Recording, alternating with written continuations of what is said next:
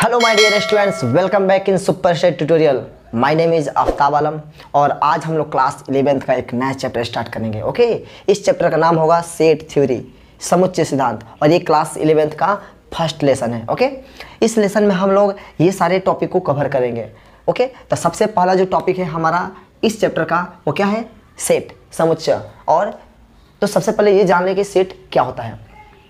तो देखिए, सेट का मतलब होता है कोई भी चीज़ को कलेक्शन करना, संग्रह करना, एकत्रित करना। ओके, तो इसका मतलब ये नहीं हुआ कि मैथमेटिक्स में किसी भी चीज़ को एकत्रित कर दीजिए। हाँ, आप किसी भी वस्तु का संग्रह कीजिए, लेकिन वो वेल डिफाइंड होनी चाहिए, यानी कि सुपरिभाषित होनी चाहिए ऑब्जेक्ट। सुपरिभाषित का मतलब क्या होता है, तो इसको समझते हैं। जैसे मैं आपसे बोलूँ कि आप में लड़कों का कलेक्शन कीजिए, तो आप क्या करेंगे? लंबे लड़कों का कलेक्शन करेंगे। तो जो लड़का आपसे थोड़ा सा लंबा होगा तो उसको लंबे बोलेंगे आप, तो उसको लंबा बोलेंगे। लेकिन उससे भी ज़्यादा लंबा यदि आ गया तो आप इसको लंबा नहीं बोलेंगे, उस लड़के को लंबा बोलेंगे। ठीक है ना?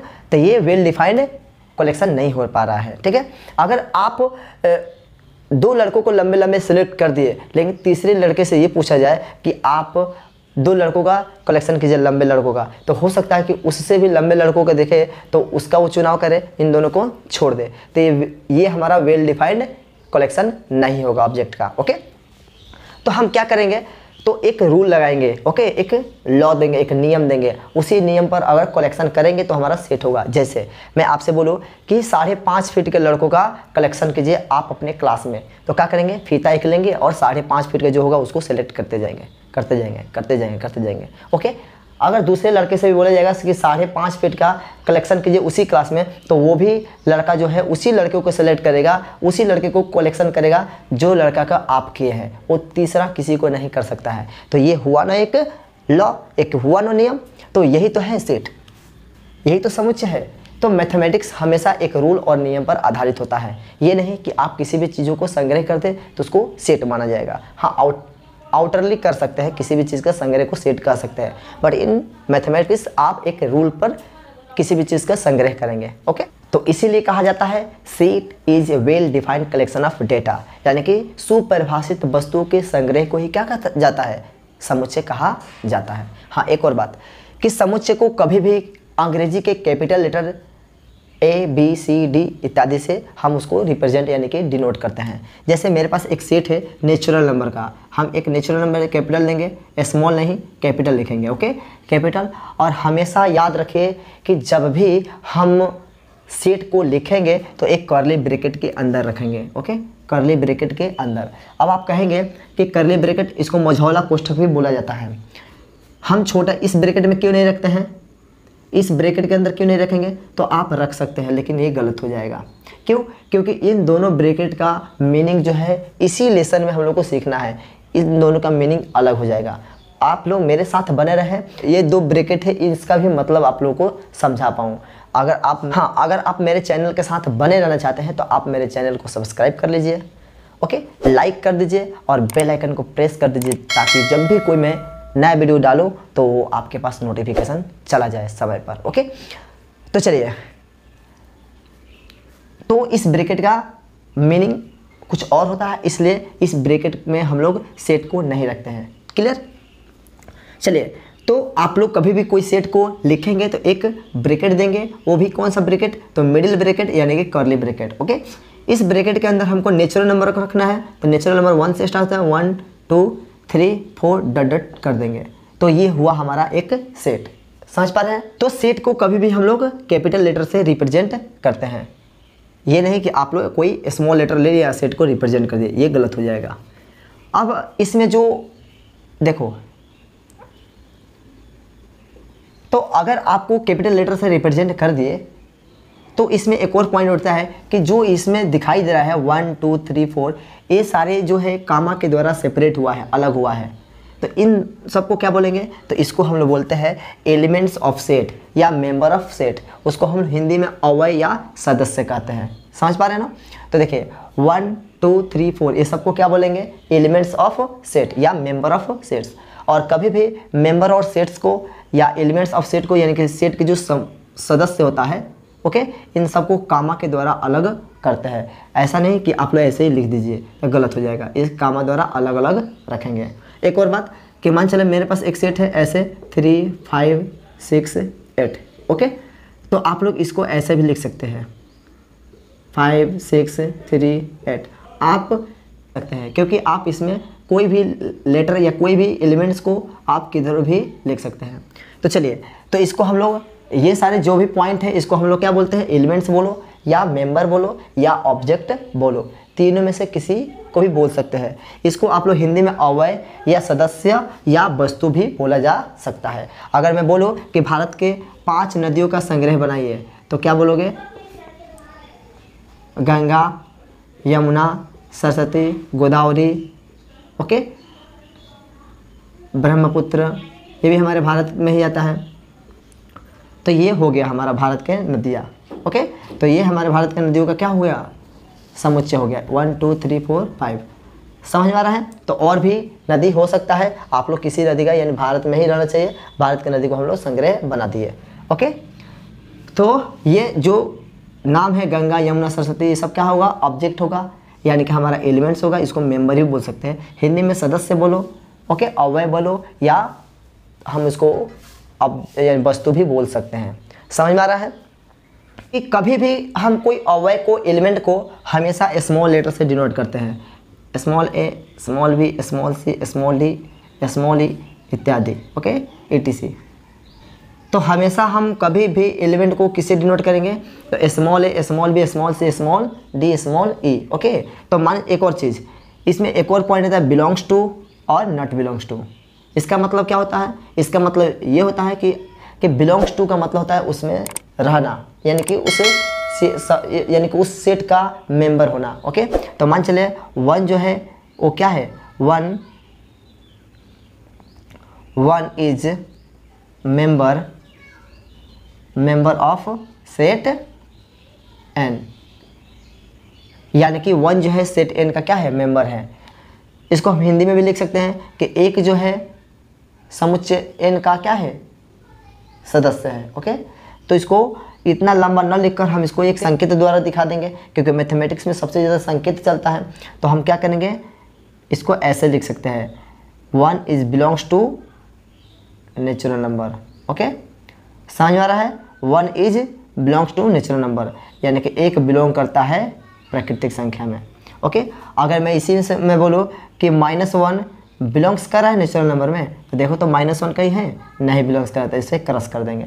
तो अगर मेंबर इस सेट का होगा तो बिलोंग्स टू, और नहीं होगा तो नॉट बिलोंग्स टू, ओके। तो इस लेटर को डिराइव किया गया है एक वर्ड एप्सिलॉन से, एप्सिलॉन, ओके। एप्सिलॉन वर्ड से इस लेटर को डिराइव्ड किया गया है, ओके। अब आइए इस टॉपिक को सीखते हैं, cardinal number of a sets, okay. एक सेट के अंदर कितना नंबर होता है, तो उसको हम लोग कहते हैं total number of A set is called cardinal number. Cardinal number किसको बोलेंगे, तो सेट के अंदर जितना भी एलिमेंट है, जितना भी अवयव है, उसी के संख्या को क्या कहेंगे, उसी के नंबर को क्या कहेंगे, कार्डिनल नंबर, ओके। तो एक एग्जांपल द्वारा समझ लेते हैं। यहाँ पर देखिए इस सेट के अंदर कितना एलिमेंट है, तो 1 2 3 4, तो बोलेंगे नंबर ऑफ ए बराबर कितना, 4। समझ में आ रहा है ना, इसी को हम लोग क्या बोलते हैं, कार्डिनल नंबर, ओके। इसमें देखिए इसमें कितना है, नंबर ऑफ ए सेट कितना है, 1 2 3 4 5, तो 5। समझ में आ रहा है। इसमें कितना है, नंबर ऑफ कैपिटल N कितना है, infinite, okay, infinite, okay. Infinite का मतलब एक से स्टार्ट हुआ है, पता नहीं कहाँ तक है, ओके। तो अगर जिसका, अब इस तरह से सेट दो तरीके से हो सकता है, एक फाइनाइट और एक इनफाइनाइट। फाइनाइट का मतलब यानी कि एक परिमित और एक अपरिमित। परिमित का मतलब जिसमें कार्डिनल नंबर को काउंट किया जा सके, ओके। और इनफाइनाइट का मतलब जिसमें कार्डिनल नंबर को काउंट नहीं किया जा सके। तो जिसमें सदस्यों को गिना जा सकता है उसको हम लोग क्या कहेंगे, परिमित, और जिसमें सदस्यों को गिना नहीं जा सकता है उसको क्या कहेंगे, अपरिमित, यानी कि इनफाइनाइट। समझ में आ रहा है। तो इस तरीके से सेट को हम लोग दो तरीके से उसके नंबर के बेस पर डिवाइड कर दिए। चलिए हम आगे और भी क्लासिफिकेशन पढ़ेंगे, अभी केवल हम इस चैप्टर का इंट्रोडक्शन को सीख रहे हैं। तो चलिए cardinal number of A set समझ में आ गया। कार्डिनल नंबर ऑफ सेट किसको कहेंगे, total elements of A set को ही कहेंगे। एक टॉपिक है जो छूट चुका है, some sets of numbers and their notation, okay.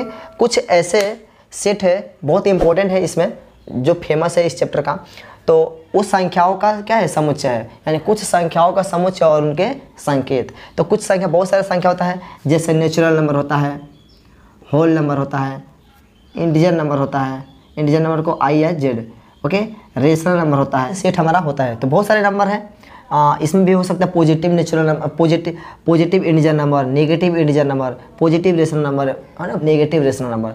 तो नेचुरल नंबर का क्या होता है, सेट। तो 1 2 3 4 5 6 डॉट डॉट, इसको क्या बोलेंगे, इसको क्या बोलेंगे, सेट ऑफ नेचुरल नंबर। इसको क्या बोलेंगे, 0 1 2 3 4 5 6 डॉट डॉट, इसको क्या बोलेंगे, set of whole number, okay. इसको क्या बोलेंगे, यहाँ से 0 +-1 +-2 +-3 +-4 डॉट डॉट, इसको क्या बोलेंगे, set of integer number. Plus minus लिखने का मतलब क्या होता है, इस यानी कि इंटीजर नंबर में दोनों नंबर होता है, नेगेटिव और पॉजिटिव, यानी कि प्लस में 1 होगा तो नेगेटिव ही नंबर होगा, ओके। हमारे रेशनल नंबर, तो रेशनल नंबर किसको बोलते हैं, जो P अपन Q के फॉर्म में हो, Q नॉट इक्वल टू 0, और P एंड Q कहाँ से बिलोंग करना चाहिए, P एंड Q दोनों कहाँ से बिलोंग करना चाहिए, तो हमारे इंटीजर नंबर से, कहाँ से, इंटीजर नंबर से। समझ में आ रहा है ना। तो ये रेशनल नंबर का संग्रह हो जाएगा, रेशनल नंबर का ये सेट हो जाएगा, कलेक्शन हो जाएगा। तो कौन कौन सा हो जाएगा, 3/4 5/6 -1 -7 -2, सब नेगेटिव भी हो सकता है, 1.5, ये सब के सब क्या है, रेशनल नंबर है। कौन सा नंबर है, रेशनल नंबर। तो ये रेशनल नंबर का संग्रह है, यानी कि कलेक्शन है, 0 भी हो सकता है। तो चलिए, तो ये समझ में आ गया, कुछ सेट ऐसे है जो संख्याओं का है, जो इस तरीके से है। तो सेट को कभी भी स्मॉल यानी कि कर्ली ब्रैकेट के अंदर लिखते हैं, और उसके अंदर का जो मेंबर है उसको कामा के द्वारा सेपरेट करते हैं, और हमेशा सेट को कैपिटल लेटर से रिप्रेजेंट किया जाता है। ये तो हम अच्छी तरीके से समझ गए हैं। रिप्रेजेंटेशन ऑफ सेट, सेट को रिप्रेजेंट कैसे करें, तो सेट को 2 तरीके से रिप्रेजेंट करते हैं, एक रोस्टर या उसको रोस्टर, तो एक रोस्टर, एक सेट बिल्डर। तो रोस्टर को 3 नाम से जाना जाता है, रोस्टर, लिस्ट और टेबुलर मेथड। तो रोस्टर मेथड, लिस्ट मेथड या टेबुलर मेथड्स, उसको हिंदी में रोस्टर या सूची विधि बोलते हैं। सेट बिल्डर मेथड को हम लोग हिंदी में समुच्चय निर्माण विधि बोलते हैं, ओके। तो इन दोनों मेथड से बहुत आसान है सेट को रिप्रेजेंट करना। तो देखो, कोई भी इंसान जो है सेट को 2 ही तरीके से लिख सकता है, एक तो उसको ये तरीका लिखने का है, और दूसरा इस तरीके द्वारा वो लिख सकता है। कैसे, तो इस तरीके का प्रयोग हम तब करेंगे जब हमको कलेक्शन थोड़ा सा करना हो। जैसे अगर हम बोले कि आप अल्फ़ाबेट के 5 वोवेल लेटर का सेट बनाइए, तो क्या बनाएंगे, एक लेटर यानी कि एक सेट का नाम रख देंगे एक्स। क्या करेंगे, आप एक सेट एक्स का नाम लिख देंगे और एक कर्ली ब्रैकेट लेंगे, AEIOU लिख देंगे। ये हो गया हमारा अल्फ़ाबेट का 5 वोवेल लेटर का सेट, ओके। तो एक ये तरीका हुआ। अगर इसी को हम ऐसे लिखें, मान चलो इसी सेट को इस तरीके से लिख सकते हैं कि एक्स सच डेट एक्स मान चलो कोई वेरिएबल है, मतलब वेरिएबल मतलब बदलने वाला, वहाँ पर हम अपने मन से कुछ भी रख सकते हैं। तो एक्स सच डेट एक्स क्या होना चाहिए, x is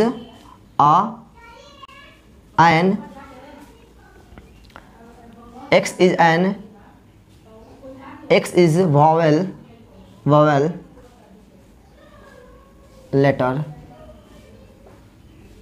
letters, okay, vowel letters in English alphabet, okay.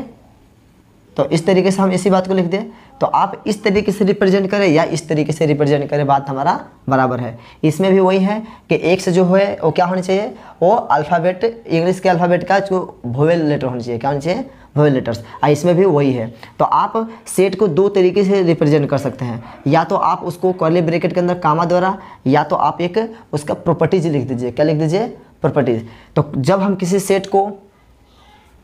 किसी सेट के मेंबर को कामा द्वारा लिख देते हैं एक कर्ली ब्रैकेट के अंदर, तब हम उसको बोलेंगे रोस्टर या लिस्ट या टेबुलर मेथड। और जब उसी सेट को, उसी समुच्चय को हम उसके मेंबर को एक प्रॉपर्टीज यानी कि उसके गुणों पर लिख देते हैं, एक रूल पर लिख देते हैं, तो हम उसको क्या बोलेंगे, हम उसको बोलेंगे सेट बिल्डर। जैसे हम बोलेंगे तो ये मेरे पास एक सेट है और इस सेट को हम चाहते हैं सेट बिल्डर फॉर्म में लिखे इस मेथड पे। तो हम इसके अंदर सबसे पहले एक प्रॉपर्टी को ढूंढेंगे कि किस प्रॉपर्टी पर ये अरेंज हुआ है, किस प्रॉपर्टी पर ये ऑर्डर बना हुआ है। तो देख रहे हैं कि 1 का स्क्वायर 1 है, 2 का स्क्वायर 4 है, 3 का स्क्वायर 9 है, 4 का स्क्वायर 16 है और 5 का स्क्वायर 25 है। और 5 के बाद कोई नंबर नहीं है, यानी कि इसको हम ऐसे लिख देंगे, एक वेरिएबल लेटर को मान लेंगे, मान से x such that x equal to क्या हो जाएगा, x equal to n square, क्या हो जाएगा, x equal to n square. अब यहाँ पर बताना पड़ेगा कि एन का वैल्यू जो है 1 से बड़ा है और बराबर है, और लेकिन लेस देन किससे है, 6 से। ओके, लेस देन 6 से है। तो क्या इतना लिख देने से हमारा काम चल जाएगा, नहीं, क्योंकि x का वैल्यू जो है आप, यानी कि जो n का वैल्यू आप रखे हैं वो 1 से बड़ा 6 से छोटा, तो आप 1 से बड़ा 1.5 भी रख सकते हैं, 2.5 भी रख सकते हैं। अगर यहाँ पर हम किसी तरह से ये बता दें कि n जो है बिलोंग्स कर रहा है नेचुरल नंबर से, तो आप समझ जाएंगे कि नेचुरल नंबर में 1 2 3 4 5 यही सारे चीज़ आता है, डेसिमल वाला नंबर नहीं आता है, फ्रैक्शन नहीं आता है। अगर केवल इसी तरीके से लिख के छोड़ देंगे तो हमारा गलत हो जाएगा। तो यहाँ पर एक और उसका प्रॉपर्टीज़ को दिखाना पड़ेगा कि n जो है वो नेचुरल नंबर से बिलोंग्स करना चाहिए। अब यहाँ पर देखिए, यहाँ पर n का वैल्यू 1 रख सकते हैं क्योंकि बराबर है तो 1, तो यहाँ पर n का वैल्यू 1 रखेगा, n का वैल्यू 1 तो 1 का स्क्वायर 1, अगर n का वैल्यू 1 से ज़्यादा रखेगा 2 तो 2 का स्क्वायर 4, 3 रखेगा तो 3 का स्क्वायर 9 और 4 रखिएगा तो 4 का स्क्वायर 16 और 5 रखिएगा तो 5 का स्क्वायर 25। 6 तो रखना नहीं है क्योंकि n का वैल्यू 6 से क्या है, छोटा है। ओके, तो इसलिए इस वैल्यू को हम नहीं रखेंगे। ओके, अगर यही पे ऐसे रहता बराबर तो 6 रख सकते। जब 6 रखते तो 6 6 जा 20, 6 6 कितना हो जाएगा 36, तो इसमें तो 36 है नहीं, तो इस तरीके से नहीं लिखा जा सकता है, ऐसे ही रहेगा। ठीक है, ओके, एक और हम बनाते हैं। मान चले b एक सेट है मेरे पास, इस बराबर 2n प्लस 3, और यहाँ पर हम आपको बता दें कि n का वैल्यू आपको लेना है 0 से बड़ा या बराबर लेस देन 5। और यहाँ पर एक और कंडीशन दिखाना पड़ेगा कि n का वैल्यू बिलोंग्स करना चाहिए हमारा होल नंबर से। किससे, होल नंबर से। समझ में आ रहा है ना, क्योंकि अगर नेचुरल नंबर से बिलोंग करेगा तो 0 को नहीं लेंगे। समझ में आ रहा है ना।